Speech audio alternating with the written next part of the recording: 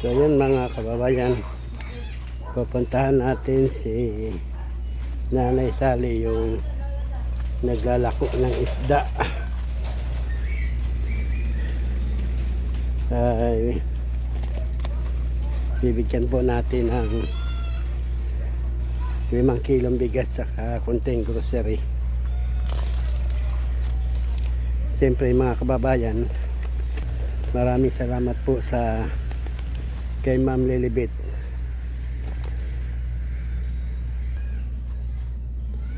Tapo! Tapo! Nanay Lilibet. Okay. Yung Jesus Christ Love and Care Ministry. Ayan. Magandang araw po. Ay Nanay Sally, magandang araw. Magandang araw po sa inyo. Doon po tayo. So ayun mga kababayan, muli po natin binalikan si Nanay Sally para kamustahin ulit. Yan, dyan lang po kayo maupo, Nay. Dito na lang po. Maupo po kayo dyan. Kamusta na po kayo? Naubos ba kahapon yung paninda nyo? Ubos. Kulang pa nga. Ay, kulang pa. Kaya saan si tatay? Ayun, nagbubunot ng punla. Saan? Doon sa bukid. Kabila. Maupo po kayo na. Magandang hapon. Hapon na po ako napunta. Kahapon lakas po ng ulan eh. Oo. Hindi po ako nakano kahapon at Okay lang po may yun. pinuntahan na din po ako. Alam ko namang busy kayo eh. Kamusta po yung paninda nyo kahapon? Naubos naman sini. Kinulang pa. Yung tilapiyang arroyo? Arroyo. Oo. Magkano bin? Ito lang ng 20-20. Dalawang daan. Mabilis lang po ibenta doon yan. Oo. Sa loob ng Oo. Magkano naman po napagbilan nyo nun? may 200. 200. Ano po binili nyo? Bigas saka Bigas. kape, asukal. Katol gaas. Kasya naman po yun. Medyo kapos ng konti. 1 kilong bigas lang, no? 50 yata ang bigas ngayon eh. May ulam na naman eh. May ulam na, tapos kape. So, kasya rin yun eh. Kumasya rin. Kaya lang sa kinabukasan, iba na naman po. Iba na naman ang diskarte. Nagtitinda uli. Ano tindahan nyo kanina? Hindi po kayo nagulay? Hindi muna kasi walang bantay dito eh. Kailangan bukas ng umaga kung mag-harvest ng ititinda ko yung gulay. Yung kangkong, hindi kayo nagtitinda ganun? Baka mamayang hapon mag-harvest kami tapos bukas ang magang. Ano yun? Tanim nyo yung kangkong na yun? Akala ko basta tumubo lang yan sa bukid. Hindi, inaalagaan namin yun. Yung mga nakatulos doon sa malapit sa manggagamot. Doon? Sa inyo yung banda doon? Kaya parang na ano din yun, ng pataba. Pinapatambahan, imbis na palay itanim kasi lumulubog yun eh. Tag-ulan ngayon eh. Kinangkong na lang. Pero kung pag initagulan, magandang palay doon eh. Tag-araw. Tag-ulan ngayon kaya hindi mo na kami nagtanim, nalulubog.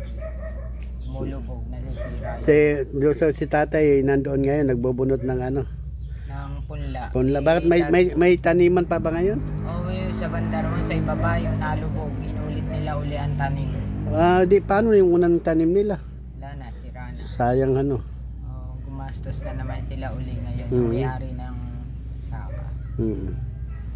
So ito pala na, mayroon pala akong sa inyo yung 5 kilong bigas saka konting may gelata saka kape. Yun sinabi mo, paborito mo yung kape. Marami pong salamat sa Edwin.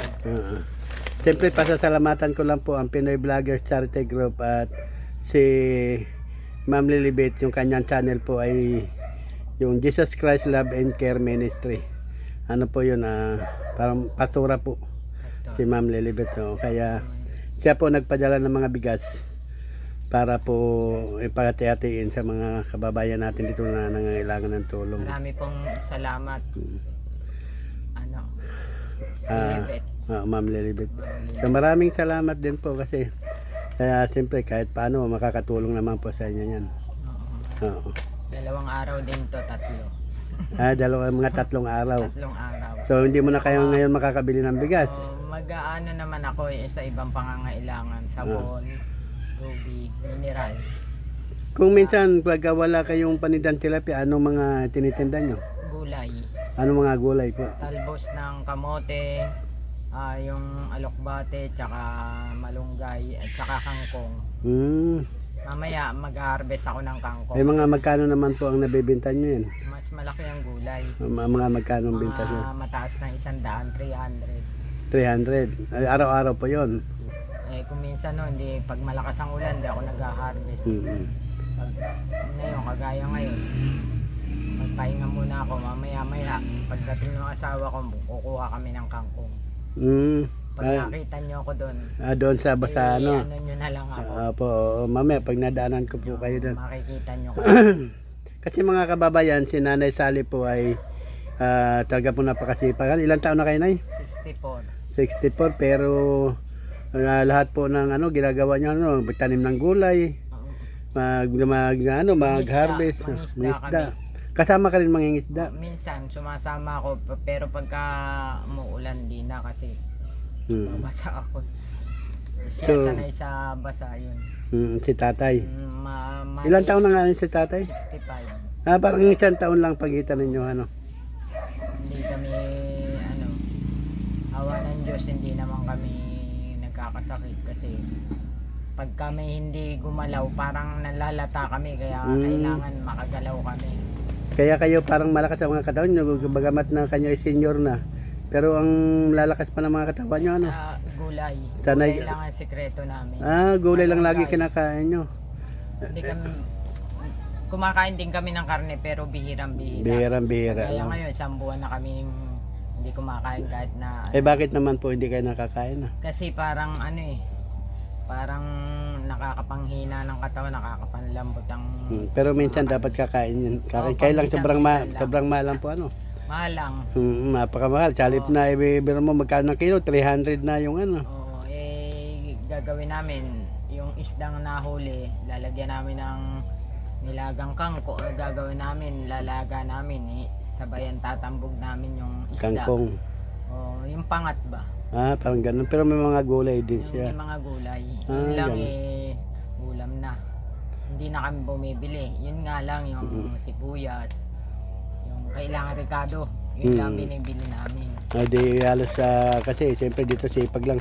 Kayo ba minsan di ba pagka sabi nga si tatay pagka ng palay ng anihan na, di siyempre may mga palay kayo. Yun ba tinatabi nyo o binibenta nyo? Hindi, tinatabi namin yun ang pinangkakain. Kaya lang kami hindi nakapag-ani ngayon dahil nalubog nga. Mga nakaraan Yung mga malakas ang bagyo. Kumbaga... paano naman? Sayang naman yung palay na nilubog na yun Oo, sabi nila babayaran daw ng doon sa magsasaka ng yung yung agrarian. Oo, papalitan daw, sabi. Baka kako pinalitan na doon sa talagang may-ari ng lupa. Hindi lang kami binigyan siguro. Oo. Kasi siyempre logi din sila Oo, kasi sila ang financial sila, mga pataba.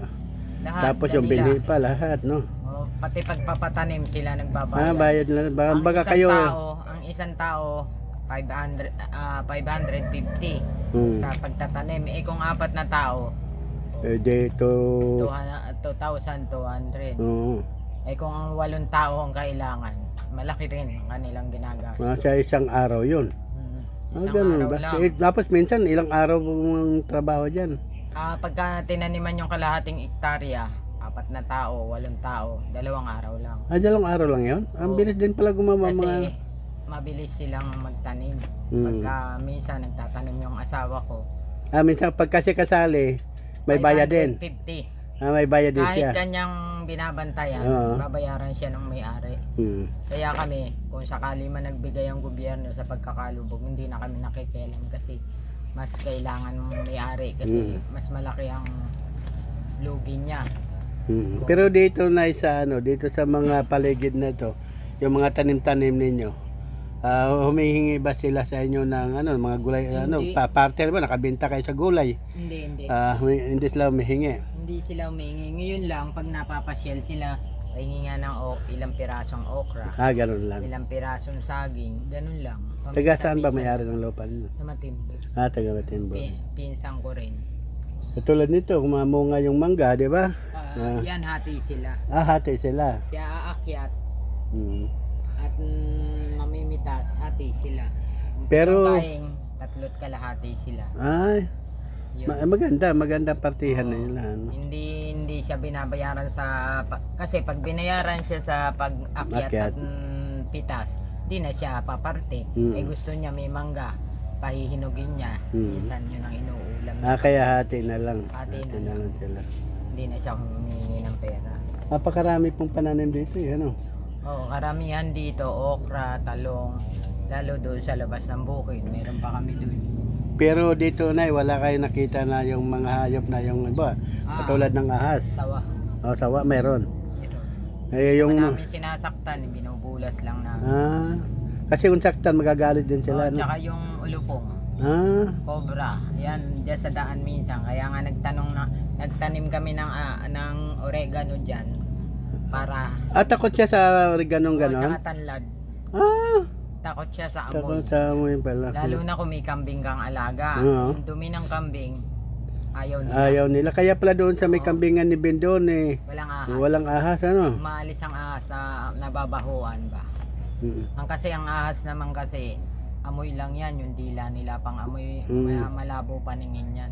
Parang sabi nga nila, hindi daw nakakita yan. Yung dila nilang pinakahanap nila ng tao. Pagkain Kung nila. saan ang amoy. Kaya pala labas ng dila. O, Yung mga alaga yung manok dito na yung mga ganyan. Texas yan, pag minsan nagbebenta kami. Pagka Texas na pansasabungin yan. Pero wala kayong mga native na ano, Wala. puro pang Texas mga babae hindi naman pinaparami, puro ano yan, binebenta rin namin. binibenta niyo O na yung lang. mga halimbawa may birthday, magpapadugo. Mm. Kailangan yan. Ganun nga kami mga ano Halimbawa magpapatayo ng bahay, lalo puti. O itim. magkano naman benta niyo sa isang pirasong native 200 na? lang. 200? O, 200 lang. Isang O kaya piraso? 250 pag malaki-laki. Pag dumalaga, 200 lang. Mm. Hindi naman kami nagmamataas kasi sila naman ang nagpunta rito. Hindi naman ako ang naglako. Mm. Hindi naman ako napagod. Sila ang pumunta rito. Sila lang ang baga sa inyo, huli na lang. At yan naman kinakain kahit ano, kahit damo no. Ay, walang problema dyan. Basta nakakawala. Wag mo lang ikulong. Talaga obligado ka magpakain. Papakain, tama. O, kaya nakakawala sila. Ayun lang eh. So ayun mga kababayan, si Nanay Sally ay hindi lang po yung pagtitinda ng isda, kundi siya po ay nag-aano ng tanim-tanim din ng gulay. So maraming tanlad dito. Ang tanlad nabibili rin yun. Doon Napakaraming bumibili niya. Iniinom nila yan eh. Oo nga, yun nga. Parang para sa gamot din yan eh. Sana kaya Edwin kung may pagkakataon kung sakali man kasi nasira na yung mga lambat namin eh. Hindi na masyadong makahuli. Mapaluwagan nyo ako kahit na pambili ng lambat. Oo, lambat. Lambat kailangan kasi mga kababayan, ang sira na eh. lambat nila ito. Yan, sira-sira na. Sira na, nalumulusot na isda. Lusot ng isda rito. Yan naman nagkakahalaga ng 1,000 siguro. Ang lambat na yon. Dalawang klase, isang 5, isang 6. 1,000 yon. 1,000. Buo na yon. Buo.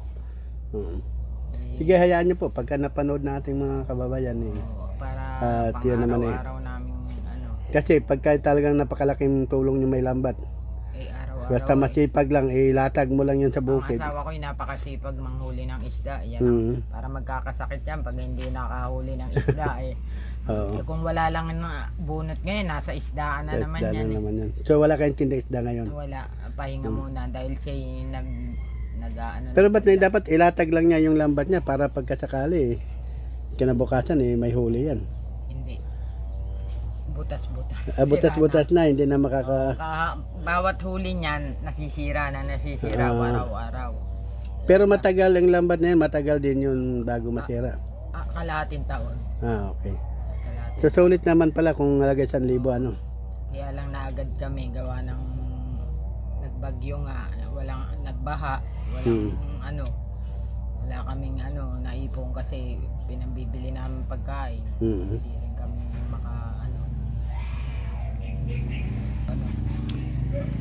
So ayun mga kababayan, si Ate Sally ay yung kanyang nga pong inihiling. Sana makabili sila ng lambat kasi malaking tulong po sa inyo kung may lambat. Araw-araw nakukuha po nila ang pangkain nila. Kasi nga nakakahuli Pero sila ng isda. nakakahuli din yan. Kaya lang kakaunti na lang. Halimbawa 5 kilo na uhuli niyan. Pag buo 2 kilo o 1 kilo. Ganun na lang. Kaya Kung makakahuli siya ng mga 10 kilo, 3 kaya, kilo, mga 2 kilo na lang. kaya, Kasi pagkabago, marami talagang huli. marami. Mananawa ka sa katatanggal sa lambat. Hmm, Ng isda. ang ganda naman pala. Kaya diyan kasi sa bukid na yan, maraming isda dyan eh. Pag umapaw ang plaisdaan, lumalabas pati bangos. Pati bangos nakakahuli siya. Huli. Yung bang mga hito, nahuhuli din. Ay nako, napakarami namin. Sayang hindi ka nakarating kay Edwin nung tagbaha dito, yung nakaraang bagyo. Nakaraan lang, nakaraang buwan. Nung nakaraang habagat pa yun. Nabagat, oo. Punong-puno ng umapaw yung mga may plaisdaan ng hito. Ang lalaki namin. Ay, malalaki Naibenta talaga. ko ng ang 1 kilo ay 120. Ay, mura naman. 120 1 kilo. Sila na pumupunta rito. Sila na rin yung 120. nagkakatay. Ngayon ang isang hito minsan 1 Malalaki, kulang ng 2 kilo. Minsan 3 kilo. Kaya yun 360 rin yun yung isang hitong map. So, malaki tulong na talaga sa inyo yun, Yun ang nakasira sa lambat namin. Yung mga hito, oo. Nawasak. Kasi mapalagyan Umano walang bulig, kundi hito lahat. Hito, palaka. Yung palakang kinakain. Kaya nga sabi ko, sayang, wala na tayong lambat. Baka magbahaan na naman. So, ayun na lang ate. Sige. Sana makarating sa ating mga kababayan para yung kahilingan nyo, kahit lambat lang, magkakaroon kayo, Hindi po salamat. So, ayun mga kababayan, maraming salamat po. Siyempre, salamat po sa Pinoy Vloggers Charity Group. Siyempre kay Ma'am Lilibet, yung Love and Care, Jesus Christ Love and Care Ministry. Maraming salamat po sa inyo sa tulong sa bigas. Isa na naman mga kababayan natin ang napaabutan natin ng tulong. Siya po yung nakita natin na naglalako ng isda kahit tanghalin tapat. Tanghalin tapat, grabe, napakainit. Alauna yung mga 12:30 to 1. Sobrang init po mga kababayan, pero kailangan daw niya pong ilako yan kasi ay bagong huli. Pagka hindi na yan tindak agad, mamamatay ang isda. Mabibinasa. So ayan po, maraming salamat po. Kaati Sally, maraming salamat po. Salamat po, Ma'am Lilibet. Ayan. Thank you po, maraming salamat po. Bye bye po. Ayan. Thank you, Teha.